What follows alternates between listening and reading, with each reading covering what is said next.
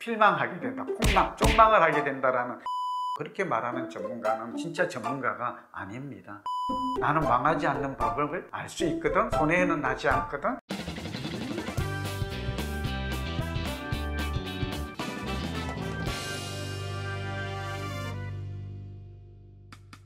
이제 오늘은 주거용 부동산의 반대편에 있는 수익형 부동산이죠. 상업용 부동산에 대해서 좀 알아보겠습니다. 수익형 부동산이라 그러면 이제 오피스텔과 상가가 있잖아요. 최근에는 그 1120조가 넘는 이렇게 시중 부동자금들이 금리가 내리니까 사람들은 또 주택시장은 규제가, 초고강도 규제가 강해지니까 아무래도 이 부동자금들이 또 투자의 관심이 수익형 부동산으로 이동하는 것은 분명한 것 같습니다. 우리가 DLS 파동에서 보듯이 이제 그 파생상품이나 금융상품이 나쁘거나 투자 가치가 낮은 것은 아니지만 이런 위험자산이 많다 보니까 안전자산인 부동산으로 쏠리는 것은 어쩌면 당연하고 저는 개인적으로는 바람직한 현상이다. 그러니까 부동산 투자에 관심을 갖고 노력하고 실행하는 이런 투자 활동은 저는 잘한 선택이라고 보고 있습니다. 그 중에 이제 관심이 많은 상업용 부동산 상가투자법에 대해서 오늘 절대 망하지 않고 성공할 수 있는 비법 3가지에 대해서, 상가를 투자를 잘못해서 실패하고 눈물을 흘리고 자불안석이죠, 망연자실하는 사람을 저는 유료상담을 통해서 많이 보게 됩니다. 상가를 강조하는 이유는 아파트 투자와는 투자의 방법, 투자의 기준이 다르다라는 것입니다. 근데 의외로 이걸 모르는 사람이 많아요. 일반 투자자들. 상가 투자도 살 때인가 팔 때인가 하는 것인데, 상가 투자나 오피스텔 같은 수익형 부동산은 아파트나 주거용과 달리 10년 주기설이나 벌집 순환 모형에 의존하면 안 됩니다. 실물 경기가 좋은가, 그리고 시중의 부동자금이 돈의 힘이 더 중요해요. 경제가 얼마만큼 활성화되어 있고 성장하느냐가 더 중요한 포인트가 된다는 점을 1차 말씀드리고요.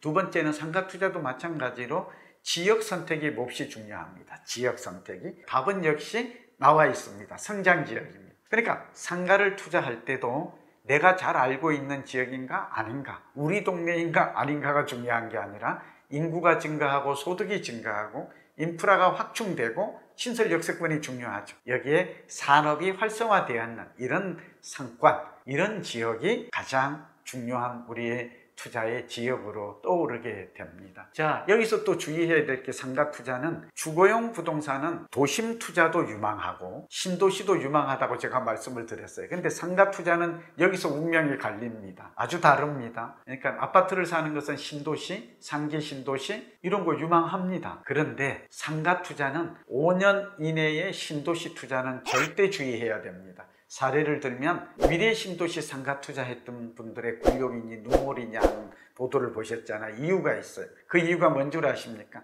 이유는 크게 3가지입니다. 첫 번째는 고분양가 상가가 많았다는 점. 두 번째는 상가의 공급이 수요에 비해서 넘쳤다는 점. 공급과잉이죠. 세 번째는 주민들의 가처분 소득이 증가하지 않는 가운데 상가의 공급이 많아지니까 실제 주민들은 대출을 갚느라고 허리가 휘어서 주머니가 얇아져서 동네 상권에서 상가에서 소비할 수 있는 여력이 가처분 소득이 감소해서 줄었다는 걸 알아야 됩니다. 그러니까 아파트를 분양받느라고 좀 과도하게 자금을 썼거나 월급은 오르지 않는데 대출금을 갖고 나니까 소비할 여력이 줄였다는 것은 우리가 지금 놓치고 있는 부분이에요. 그 다음에 4번째가 상권의 특징은 적어도 5년이 지나야 안정이 됩니다. 검증이 됩니다. 5, 6년이 지난 이후에야 소득이 회복이 되고 상권이 안정된 뒤에 투자해도 늦지 않는데 너무 조급하게 이런 리스크를 무시하고 했다는 것이. 그 다음에 마지막은 최근에 우리 상가 시장의 쇼핑이나 우리가 유통시장의 특징이 뭐예요?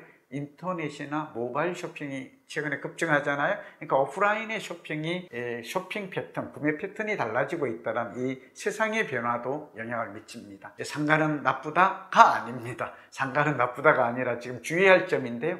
상가는 옥석을 구분해야 되는데 아파트보다도 옥석 구분이 극과 극입니다. 잘 선택하면 고수익도 나고 행복하지만 그렇지 않을 때는 필망하게 된다, 폭망, 쪽망을 하게 된다라는 그런 점에서,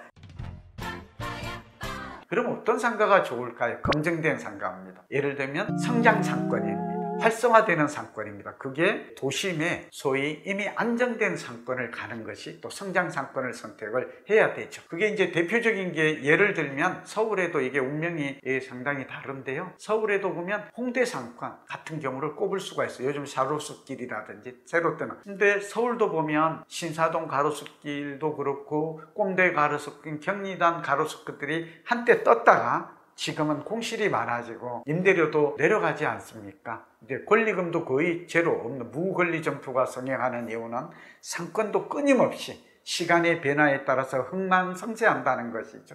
근데 이 흥망성쇠를 미리 읽을 수 있을까요? 일반인은 어렵지만 저의 눈에는 공부를 하는 입장에서는 어렵지가 않습니다. 인과관계 법칙이라고 그러죠. 경제학에서는 원인이 있으면 결과가 있습니다. 그러니까 이 지역의 상권이 활성화되고 성장할 때는 이유가 있었고 이게 다시 쇠퇴화되고 침체될 때는 역시 이유가 있다.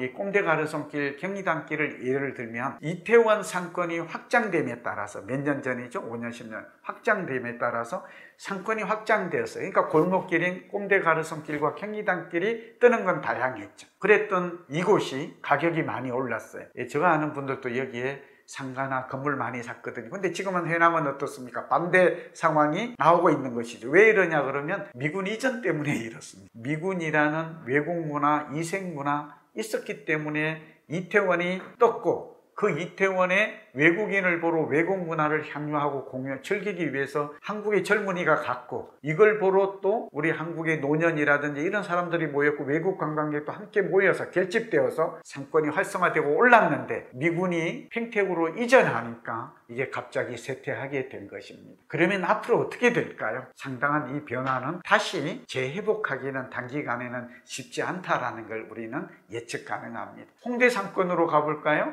여기가 굉장히 핫플레이스죠. 젊은이들이 많이 오고 이 젊은이들을 보러 외국인이 오고 이 외국인을 보러 또 우리 노년층도 시간이 많은 이런 분들도 같이 여기서 문화를 즐기러 가고 이걸 보러 또 일본이나 중국이나 해외 관광객도 또 이거는 필수 코스가 되는 것이죠. 그렇게 되면 시너지 효과로 인해서 여기에 상권이 활성화되고 이 주거지조차도 상업지역으로 변화하는 놀라운 공간구조의 변화를 보게 되는 것입니다. 마지막으로 세 가지 중에 마지막 상품 선택의 원칙인데요. 이것만큼은 꼭 지켜주세요. 그러니까 성장상권, 상권이 활성화되는 곳에 투자하라. 비성장상권, 상권이 쇠퇴하거나 정체되거나 축소되는 곳에 간다면 내가 아무리 장사를 열심히 하고 내가 아무리 투자를 잘해도 많은 부동산을 사도 결코 수익률을 극대화하거나 자산 가치를 올릴 수 없다. 오늘 세 가지 지표 상품 선택에서 말합니다. 첫째는 가장 중요한 지표는 역시 지가 지표입니다. 땅값이 올라야 됩니다. 그러니까 개별 점포의 공시지가가 얼마나 오르느냐, 지가 변동률이 오르느냐, 여기에 실거래가가 어떻게 변화되느냐, 이거는 우리나라 최고 전문가인 공인중개사의 도움을 받는다면 이거는 어렵지 않게 알 수 있습니다. 두 번째는 월세가 꾸준히 증가해야 돼요. 월세가 물가 상승률이나 경제 성장률만큼 올라야 돼요. 근데 우리가 세입자도 그렇고 투자를 하는 사람도 이게 월세가 오히려 낮은 게, 월세가 낮으면 본래 건물의 가격이 좀 낮잖아요. 낮게 형성이 되거든요. 그걸 더 유리하게 봐요. 싸다는 이유만으로. 이거는 투자의 포인트가 아닙니다. 무슨 얘기냐면 월세가 오르는 상가, 상권이 바로 성장상권이고 유망상권이다. 투자자가 됐던 세입자가 됐던 우리가 상가 점포의 임차인이 됐던 월세가 오르는 것을 선택해야 된다는 원칙을 꼭 합니다. 이 빅데이터를 통해서 검증이 되죠. 세 번째는 이거보다 더 중요한 게 있다면 권리금입니다. 속히지 않았다면 이 권리금은 월세는 어느 정도 인위적으로 좀 조작이 가능하거나 이게 완전히 100% 믿을 수 없는 경우도 있어요. 이건 뭐 여러 가지 이유로. 그러나 속일 수 없는 것은 권리금이죠. 그러니까 권리금이 오르고 있다면, 땅값이 오르고 있다면, 월세가 오르고 있다면, 이 3대 지표가 오르고 있다면 이 상권은 성장상권이며 이 상가는, 그 위치하고 있는 상가는 투자 가치가 높은 가투비죠. 가격 대비 투자 가치가 높으며 여기서 투자를 했던 건물주나 또 여기에 장사를 하는 사람 모두 둘 다 성공할 확률이 높습니다. 상생 발전할 가능성이 높은 것이죠. 오늘은 상가투자법에 대해서 우리가 평상시에 공부하지 않았던 데서 살펴보았는데요. 우선 첫 번째는 상가투자는 시중의 부동자금이 얼마나 많은가, 우리의 실물 경기가 어떻게 좋아지는가, 소비의 패턴, 구매 패턴이 얼마나 변화하는가에 따라서 부침이 심하고 극과 극이다. 두 번째, 지역 선택에서 신도시 상가는 5년 이내는 좀 자제하고 상가하는 것이 좋겠다. 이미 검증되거나 상장하는 상권을 선택하라. 상권도 중요하지만 상가가 위치한 점포의 3대 지표, 말하자면 지가 지표, 월세 지표, 권리금 지표를 보고 판단한다면 절대 실패하지 않는다는 말씀을 강조하고 또 강조합니다. 상가 투자를 통해서 실패하는 사람의 눈물, 실패자의 하소연, 망연자실, 안절부절함을 너무 많이 보았던 저의 입장에서 이 원칙만은 꼭 지켜주기를 당부하면서 오늘 마칩니다. 시청해 주셔서 고맙습니다.